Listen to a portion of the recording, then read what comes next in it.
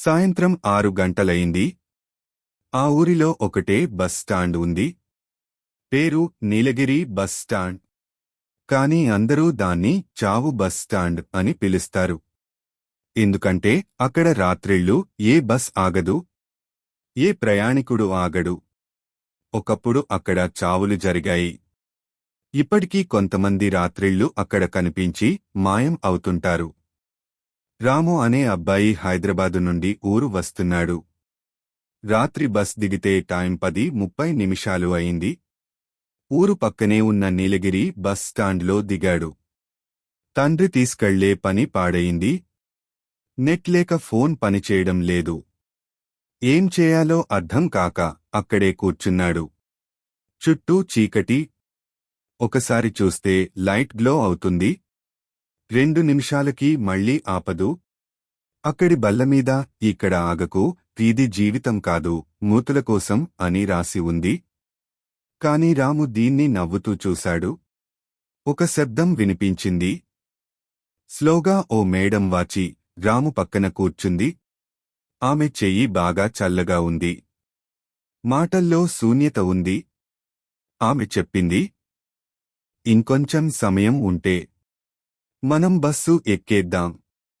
కాని ఆ బస్సు మనల్ని తిరిగి రాకుండా చేస్తుంది. రాము నిద్రలేదా అన్నట్టు చూశాడు. కాని ఆమె లేకపోయింది. తర్వాత ఒక్కసారిగా పక్కన ఉన్న బస్కి ఓ పురుషుడు బాగా రక్తం కారుస్తూ ఎక్కుతుండగా కనిపించాడు. ఒక పాత బస్సు, నలుపు రంగులో, లైట్లు విరిగి ఉన్నాయి.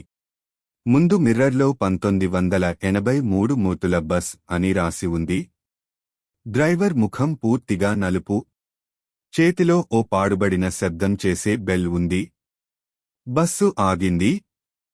రామును చూశాడు. ఎక్కురా, నీకోసం ఎప్పటినుంచో ఎదురుచూస్తున్నాం అన్నాడు. రాము భయంతో వెనక్కు పరుగెత్తాడు. బస్ వెనకాలే వస్తోంది. కాని అది నేలమీద కాదు, గాలిలో తేలుతూ వస్తోంది.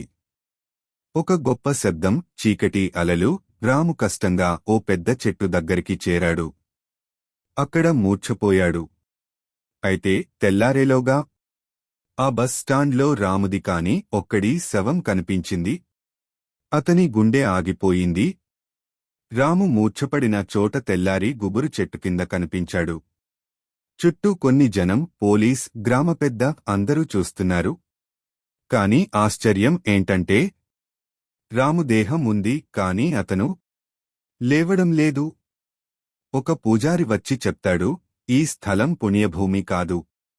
1983 సంవత్సరంలో జరిగిన ఘోర ప్రమాదానికి ఇది కేంద్ర బిందువు. 1983లో అదే బస్ స్టాండ్ నుండి బయలుదేరిన బస్సు ఒక యాత్రికులతో నిండి సమీపంలోని కొండ మలుపులో బోర్లా పడింది. అందులో ప్రయాణించిన 42 మంది అక్కడే చనిపోయారు. కాని డ్రైవర్ శవం మాత్రం ఎక్కడా దొరకలేదు. ఆ రోజు తర్వాత ప్రతి సంవత్సరం ఆ రోజున అదే బస్, అదే డ్రైవర్ చీకటి నుండి తిరిగి వస్తుంది. ఆ బస్ ఎక్కడికి వెళ్లదు. అది మూతులలో చనిపోయిన వాళ్ల ఆత్మల వాహనం. అతని శరీరం చనిపోయినట్టే. కాని ఒక విచిత్రం, అతని గడియారం, ఫోన్ ఇంకా పనిచేస్తోంది. మరి రాము ఎవరు? చనిపోయాడా లేక మరో ప్రపంచంలోకి వెళ్లాడా? ఇంతలో రాము కళ్ళు తేల్చుకుంటాడు. కాని చుట్టూ ఎవరూ కనిపించరు. బస్ స్టాండ్ పూర్తిగా ఖాళీ. రాము ఒక్కదానివాడిగా కనిపిస్తున్నాడు. ఆ బస్ మళ్లీ వస్తుంది. అదే 1983 బస్.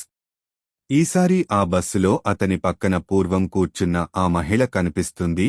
ఆమె నవ్వుతూ చెప్తుంది, ఇప్పుడు ఇదే చివరి బస్సు. ఎక్కురా, అసలు ఈ దెయ్యాల ప్రభావాన్ని నయం చేయగలే వ్యక్తి ఒక్కరే ఉన్నాడు, గ్రామంలోని పాత తాంత్రికుడు ఈ వీరన్న. అతను గ్రామ పెద్దల దగ్గరకు వచ్చి చెప్తాడు, రామును మళ్లీ తీసుకురావాలంటే ఆ బస్సును ఆపాలి. కాని ఆ బస్సు ఆగేది కాదు. అది నరకానికి దారితీస్తుంది. వీరన్న బట్టల చీలికలోంచి నారల తంత్రమంత్రములతో ఒక చిన్న నీలం ముద్ర వేసిన రేకును తీసి రాముకు చేరవేస్తాడు. రాము ఎక్కబోతున్న సమయంలో రేఖ తాకిన వెంటనే అతనికి తన తండ్రి, తన తల్లి ముఖాలు మెదులుతాయి. అతను ఆపడానికి ప్రయత్నిస్తాడు. కాని ఆ బస్సు అతన్ని లాగుతుంది. వెనుక ఆత్మలు జనం రూపాల్లో అరుస్తూ వస్తున్నారు. వెళ్ళురా, నీ చోటు ఇక్కడే.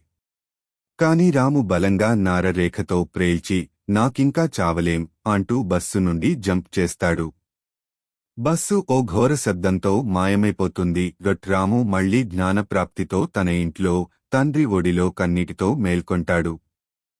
కాని అతని గడియారం మీద టైం 10:30. అదే సమయం. ఒక చిన్న నల్ల బస్ బొమ్మ అతని పాదాల దగ్గర పడుంది. రాము ఇంటికి వచ్చాడు. కాని అతని మనసులో ఇంకా భయం, అస్పష్టత. నేను నిజంగా బస్సు నుంచి తప్పించుకున్నానా లేక ఇంకా అందులోనే ఉన్నానా? రాత్రి అతను నిద్రపోయే సమయానికి గడియారం మళ్లీ 10:30 చూపిస్తుంది. అప్పుడే అతని గదిలో ఓ చల్లటి గాలితో కిటికీ తడతడలాడుతుంది. ఆ వెంటనే అదే శబ్దం. రా, నీ సీటు ఇంకా ఖాళీగానే ఉంది. రాము వెంటనే గ్రామ పెద్దను సంప్రదిస్తాడు. వారు మళ్లీ వీరన్న వద్దకు తీసుకెళ్తారు. వీరన్న అగ్ని పూజ చేస్తూ చెప్తాడు. నీవు బస్సు నుండి తప్పించుకున్నావు కాని నీవు ఇప్పుడు ఆ ప్రపంచం నడుమ ఉక్కిరిబిక్కిరి అవుతున్నావు. ఒకటే మార్గం, ఆ బస్సు శాశ్వతంగా బంధించాలి. వీరన్న రహస్యంగా చెబుతాడు. బస్సుకి మూలంగా ఉన్నది మరణ గడియారం. దాన్ని ధ్వంసం చేయగలిగితే ఆ బస్సు ఎప్పటికీ రాదు. రాము తండ్రి ఇంట్లో పాత బీరువాలో పాత పుస్తకం కనిపిస్తుంది. అందులో బస్సు ప్రమాదానికి సంబంధించిన వార్తలతో పాటు ఓ పాత గడియారం ఫోటో ఉంటుంది. అదే ఇప్పుడు రాముది.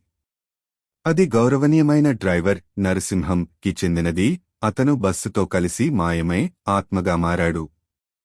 అతని ఆత్మ అసలు ప్రమాదంలో చనిపోలేదు. బతికుండగానే బాధితుల ఆత్మలు అతనిని బలవంతంగా బస్సులోకి లాక్కెళ్లాయి. వీరన్న, రాము మరియు గ్రామ పెద్ద కలిసి మరో రాత్రి అదే సమయం 10:30 నీలగిరి బస్ స్టాండ్ వద్ద ప్రత్యక్షం అవుతారు. బస్సు మళ్లీ వస్తుంది. తీవ్రమైన చీకటి, గాలులు, పాతాళ శబ్దాలు.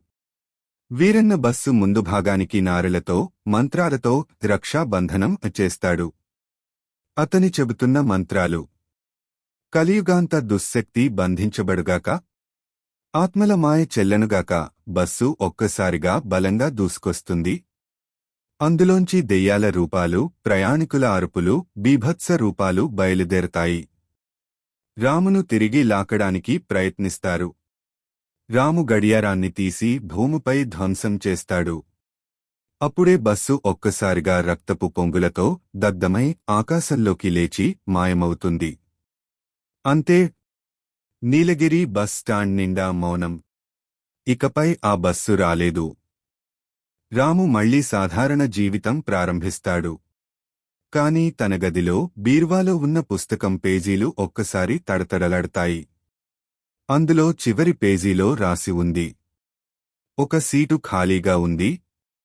మరో ప్రయాణికుడి కోసం. నీలగిరి బస్ స్టాండ్ దెయ్యం కథ ముగిసిన 6 నెలల తర్వాత కొత్త ఊరు వేదిరిగూడెం.